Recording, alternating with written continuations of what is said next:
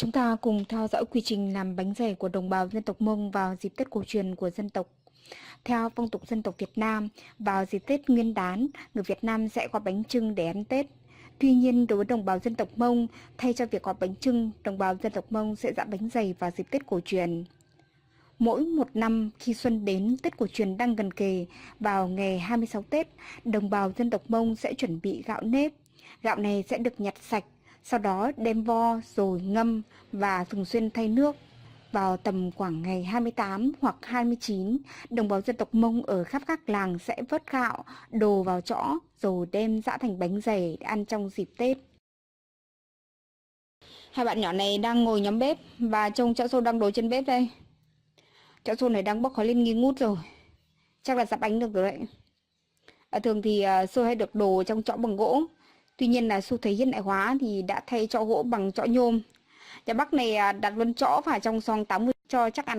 Đồ xôi thì người ta thường hay chú ý đến nước. Nước phải đảm bảo.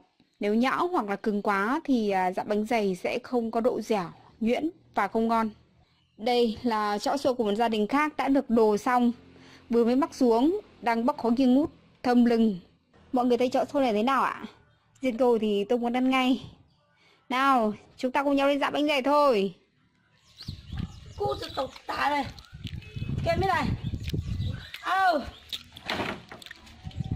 Cút thế. Anh nhớ nát tên nốt tục à? Anh mang túi bóng nhá. Bên này, bên này, bên này. Nói coi. Cô ta có kéo coi nhất phải nào? Chõ xôi này hấp dẫn chưa này? Hạt dài, bóng, thơm, dẻo. Ăn ngon lắm đây. Chõ xôi này đang được bê lên nhà bên cạnh để dã bánh dày. Hôm nay tại các nhà người Mông thì nhà nhà bận rộn, người người bận rộn. Mỗi nhà đều cố gắng đồ xôi nhanh để kịp dã trong ngày hôm nay. Bởi vì những nhà nào mà quá bận thì mới để hôm sau dã, tức là ngày 29. Trước đây người Mông dã bánh dày thì thường dã bằng chày. Hàng năm thì các hộ gia đình sẽ tập trung tại một hộ gia đình nào đấy có chày để dã bánh. Khi mà dã bánh bằng chày thì cũng tương đối là khó, đòi hỏi nhiều nhân lực. Trong đó thì đàn ông thường dã, phụ nữ thì sẽ ngồi nặn bánh. Và đặc biệt là khi mà dã bánh ấy, thì phải có người khỏe, nhanh nhẹn, khéo léo để ngồi bắt nhồi bánh vào trong cối. Nếu mà nhồi không kịp thì bánh có thể sẽ bị văng ra khỏi cối hoặc là dính vào chày, không dẻo, không nhuyễn. Với xu thế hiện đại thì chúng ta không còn nghe thấy tiếng chày mỗi dịp dã bánh dày nữa. Bây giờ chúng ta sẽ nghe thấy máy dã bánh. Mỗi một năm thì vào những ngày giáp Tết, đồng bào Mông sẽ mang dao và gùi vào trong rừng để lấy lá chuối về gói bánh dày. Và lá này sẽ được rửa sạch, lau khô, cắt dài khoảng 30 cm để gói vừa những chiếc bánh dày. Nó tôi quen được tục tên. Đây. Có nói nào? Hả? Thế nhá chị? Chị mà. Đây, cái máy dã bánh này, một cái chậu inox rất là sạch nha. Máy tốt phát. Đây.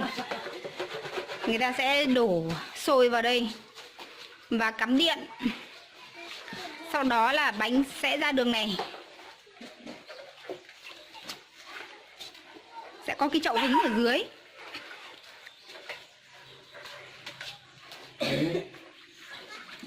Đây. Chõ xôi thơm này. Đây. Hạt chỉ đủ mềm thôi. Cho nên là người ta phải ngâm làm sao đủ độ mềm. Và bánh này người ta có thể ăn trong tầm khoảng 2 đến 3 tháng. Đây. Máy đã được khởi động.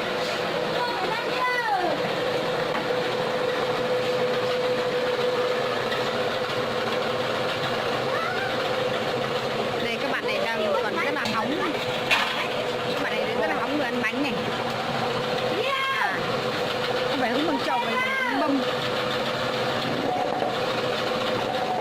Đây.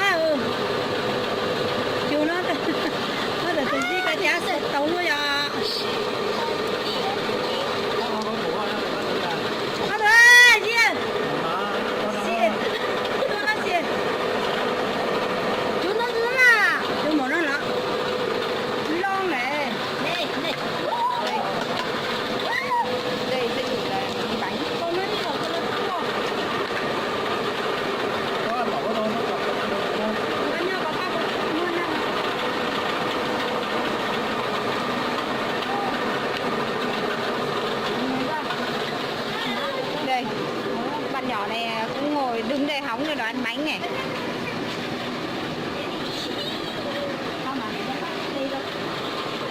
Bạn ấy mới đi chụp trứng thôi ạ.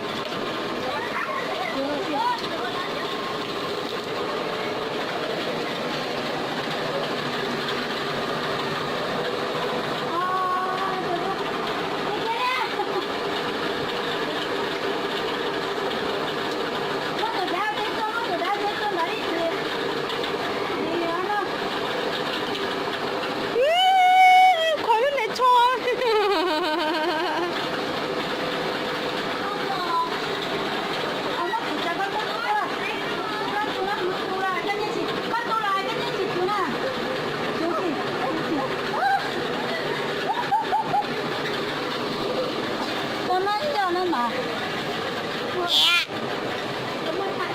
Hi.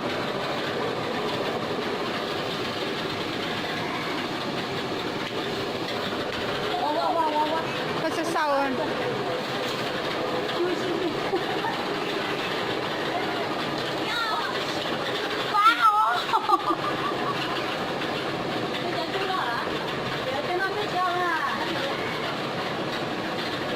Đây là bánh dây của người Mông này. Bạn bé.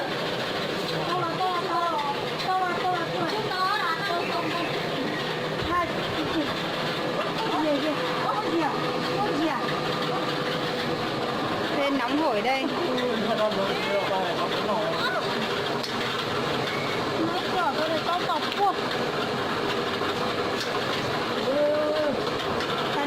Đây. Bạn này là cô hóng xem này. Mới 1 tuổi thôi. Đây.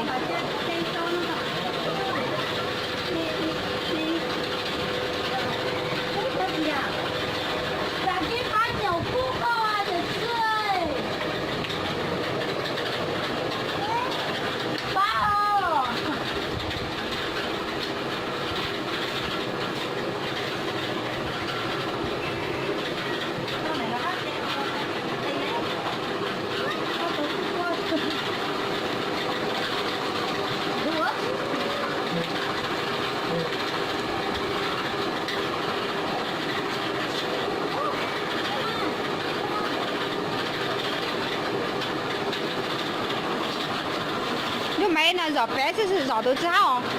Giỏ bé đây là bác đi. Con này nó bác đi đâu mà.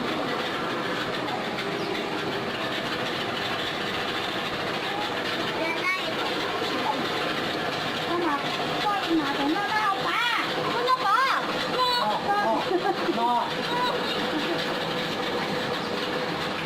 Ăn bánh không? Sư tao muốn đi giày ai? Ăn bánh không? Hả? Không ăn.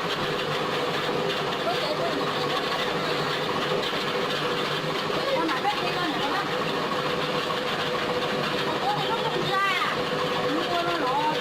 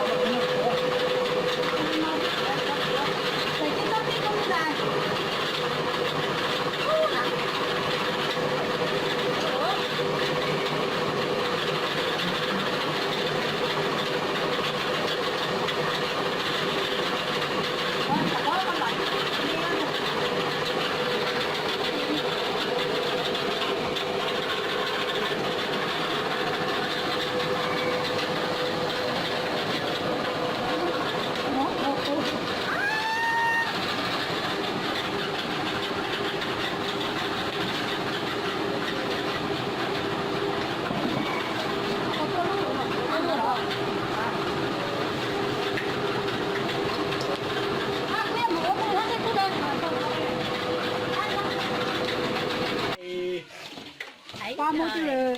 Đâu có chứ nào. Ôi lên này.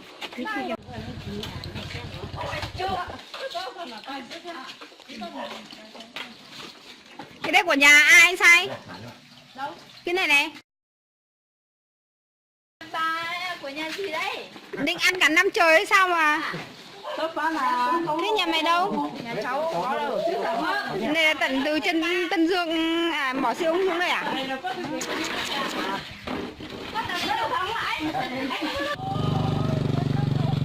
Giã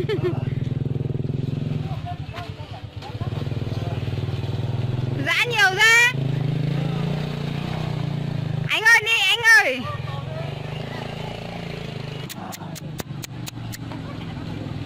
Nhà nhà đi giã bánh, người người đi giã bánh.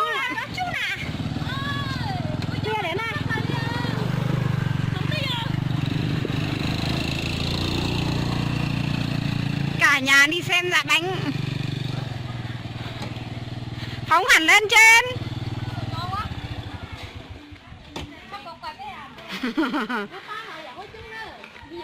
Một đứa, hai đứa, ba đứa.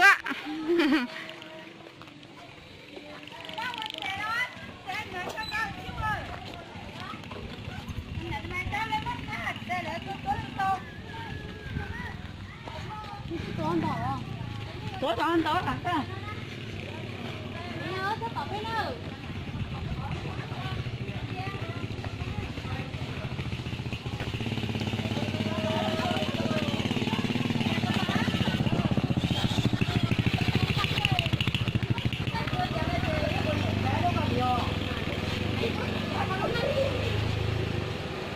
Đấy, rất đông người.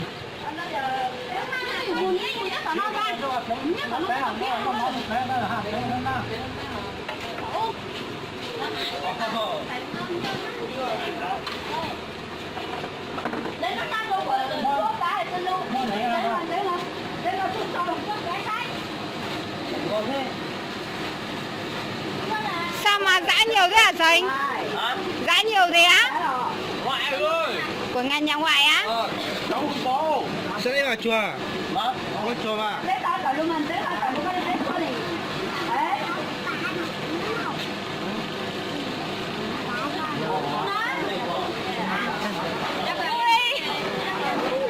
Bóng thì ăn xem mà.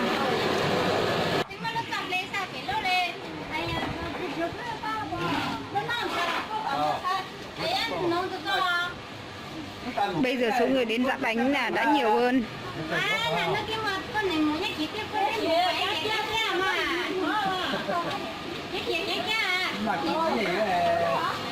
Nhà này giã nhiều nhất từ sáng đến giờ là 30 cân.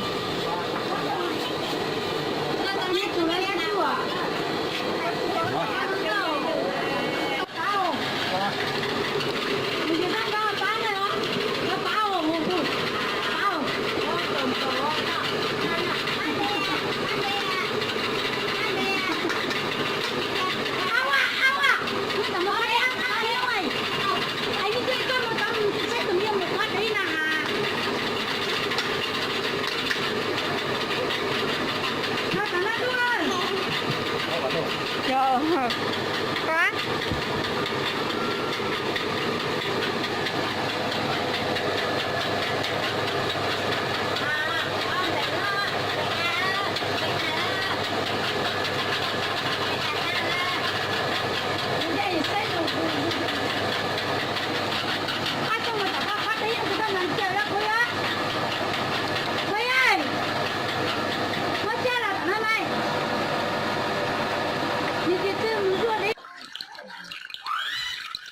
Cái bát sắt ong và mỡ thì sôi hùng hục này.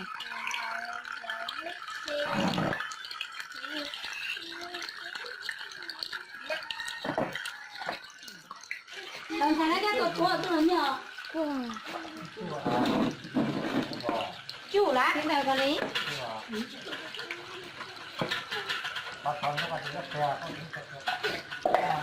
Cái là tán rồi thế à?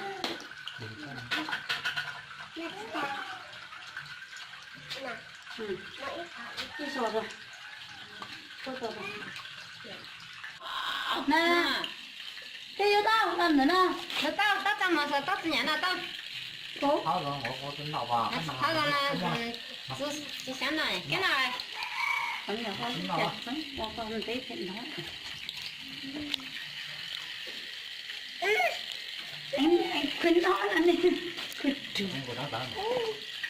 Khuyên chùa. Con đó nó. Nha.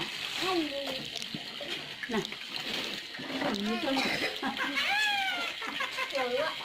Thế ra cái chân nó rồi các bạn này. Nọc bá. Nọc ba. Nọc bá. Nọc bào. Khối này. Khối. Nhìn ra đây. Ngon không? Không được nhổ ra. Nó nè. Mình bão ra mà nè. Má mở. Nó mở nè. Nó nặng giờ. Nặng một con là té con nó. Ăn rồi. Tay bác con nó tốt bá hả? Con bác con nó tốt quá. Bây giờ là tay đã. Tay nó lấy con nó phải một. Là tay lấy phải một té. Lấy một cái khăn như. Ngó gì đấy? Ngó cái gì đấy?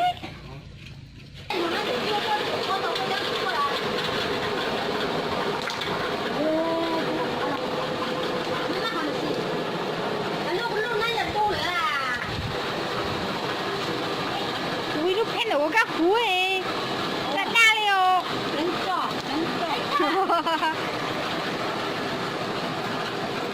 Đây. Bánh sau khi được cho vào túi thì sẽ được nặn cho nó mỏng lên để nó nguội nhanh. Cái thứ hai nữa là sau này nướng hoặc là cắt thì sẽ dễ hơn.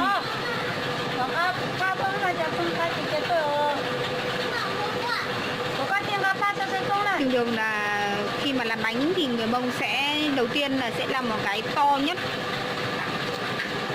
Cái to nhất là trước tiên là để thờ cúng tổ tiên. Sau đó là sẽ làm những cái bánh nó nhỏ hơn để ăn qua ngày thường xuyên.